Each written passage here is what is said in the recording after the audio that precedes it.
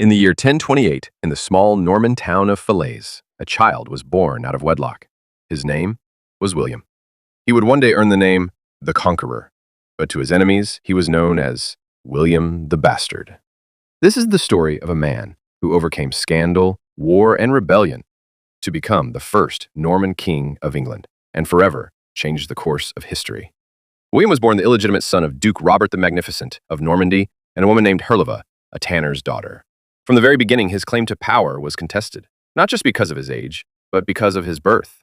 When his father died in 1035 during a pilgrimage to Jerusalem, young William, just 7 or 8 years old, became Duke of Normandy.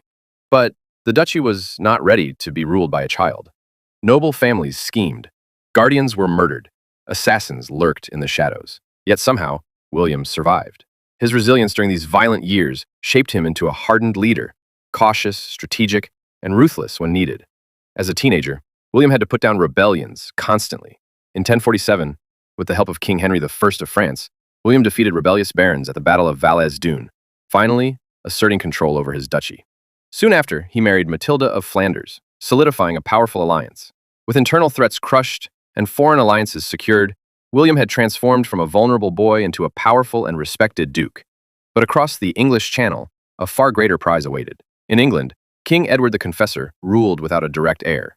William, a distant cousin of Edward, claimed the king had promised him the throne during a visit years earlier. However, Edward died in January 1066, and the English Witan, its council of nobles, crowned Harold Godwinson, a powerful Anglo-Saxon earl, as king. He claimed Harold had sworn an oath of allegiance to him, possibly on sacred relics. Whether by divine right or political promise, William believed the English crown was his, and he would take it by force. In the summer of 1066, William assembled a massive invasion fleet.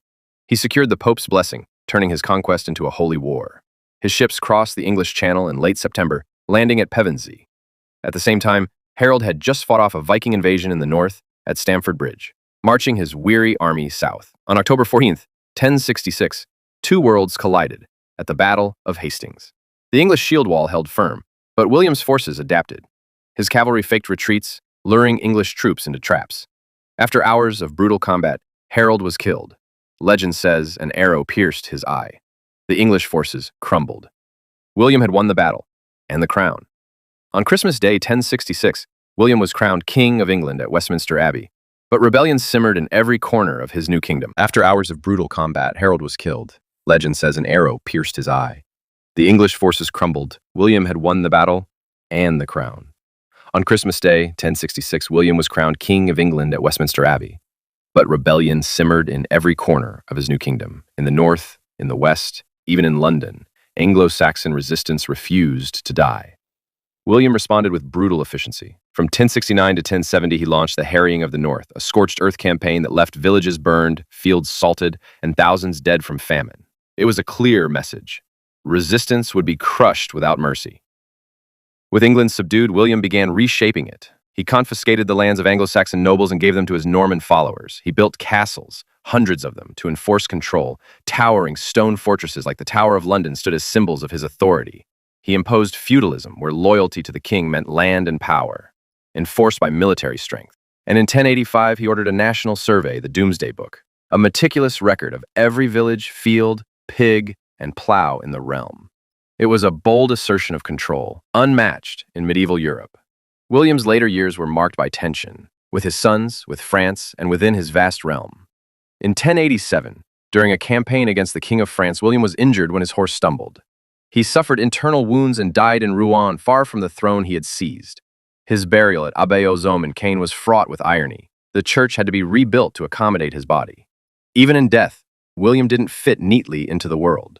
He changed England's language, with French words seeping into the Old English tongue. He changed its laws, its nobility, its very structure. He laid the foundation for a centralized English monarchy and introduced institutions that shaped the nation for centuries. His descendants ruled England for generations. His blood runs through every English monarch that followed, from bastard child to Duke of Normandy, from conqueror to crowned king. William's story is one of survival, ambition, and transformation. He didn't just conquer a kingdom, he remade a nation. This was the legacy of William the Conqueror, the man who built England's future on the battlefield.